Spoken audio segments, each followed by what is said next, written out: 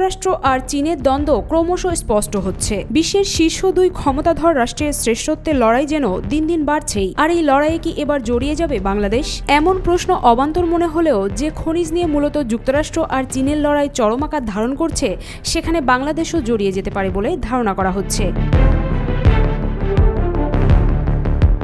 যুক্তরাষ্ট্রের প্রযুক্তি company Apple iPhone তৈরিতে বিরল মৃত্তিকা ধাতু আমদানি করে চীন থেকে। যদিও চীন থেকে ভবিষ্যতে এই বিরল খনিজ পাওয়া যাবে কিনা তা নিয়ে সংশয় তৈরি হয়েছে। যুক্তরাষ্ট্রের প্রেসিডেন্ট চীনা পণ্যে উচ্চ হারে যে শুল্ক আরোপ করেছেন, তার পাল্টা হিসেবে চীন নানা পদক্ষেপ নিচ্ছে। সেসব পদক্ষেপের একটি হলো যুক্তরাষ্ট্রে বিরল খনিজ রপ্তানি বন্ধ করে দেয়া অথবা বিধিনিষেধ আরোপ।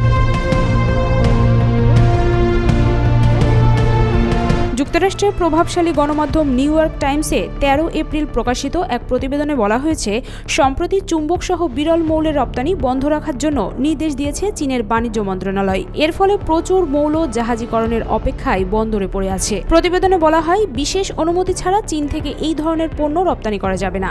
সামারিয়াম, ডোলিনিয়াম, টার্বিয়াম, ডিসপ্রোসিয়াম, লিউটেনিয়াম, স্ক্যান্ডিয়াম, ইট্রিয়ামের মতো প্রায় 17টি বিরল মৌলের অভাবে আমেরিকার প্রতিরক্ষা শিল্প বড় সংকটে পড়তে পারে।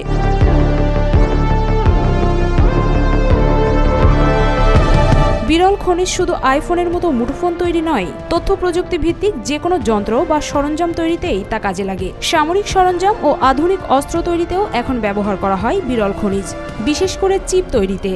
বিশ্লেষকরা বলছেন, বিরল খনিজের লড়াই 21 শতকের ভূ অর্থনৈতিক যুদ্ধের একটি গুরুত্বপূর্ণ অধ্যায়। এই লড়াইয়ে চীনের একচেটিয়া নিয়ন্ত্রণ ভাঙতে মার্কিন নেতৃত্বাধীন পশ্চিমা জোট বিকল্প সরবরাহ শৃঙ্খল গড়ে তুলতে সক্রিয়।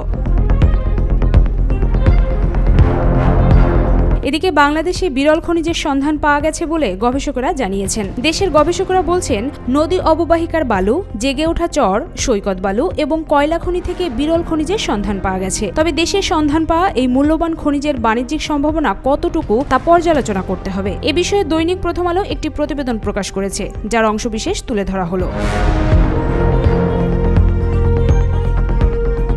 বাংলাদেশে আলাদাভাবে বিরল খনিজ খোঁজার সরকারি উদ্যোগ নেই। তবে প্রায় 20 বছর ধরে খনিজ নিয়ে কাজ করছে বাংলাদেশ ভূতাত্ত্বিক জরিপ অধিদপ্তর। কয়েকটি গবেষণায় দেশের কয়েকটি অঞ্চলে বিরল খনিজের সন্ধান পায় এই অধিদপ্তর। সংস্থাটির গবেষকরা বলছেন, নদী অববাহিকার বালু, জেগে ওঠা চর, সৈকত বালু এবং কয়লা খনি থেকে বিরল খনিজের সন্ধান পাওয়া গেছে। উত্তরবঙ্গের স্বল্প গভীরতায় প্রাপ্ত ভিত্তিশিলাতে বিরল খনিজ থাকার সম্ভাবনার কথাও বলেছেন তারা।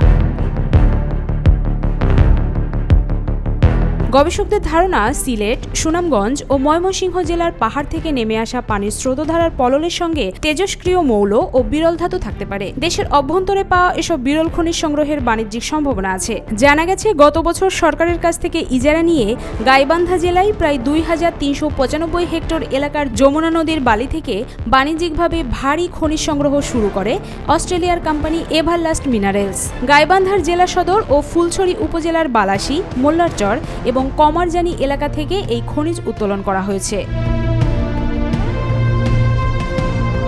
তবে দেশে প্রাপ্ত বিরল খনিজের অর্থনৈতিক সম্ভাবনা যাচাই করতে আরও বেশি গবেষণা করতে হবে। এর জন্য পর্যাপ্ত পরীক্ষাগার সুবিধা প্রয়োজন বলে মনে করেন সংশ্লিষ্টরা। প্রতি বছর 1 বিলিয়ন টন পরিমাণ বালু দেশের নদীগুলো বহন করে আনে। ফলে বালুতে থাকা বিরল খনিজ আহরণ করতে পারলে অর্থনৈতিকভাবে দেশকে আরও এগিয়ে নিয়ে যাওয়া সম্ভব বলে মনে করেন তারা।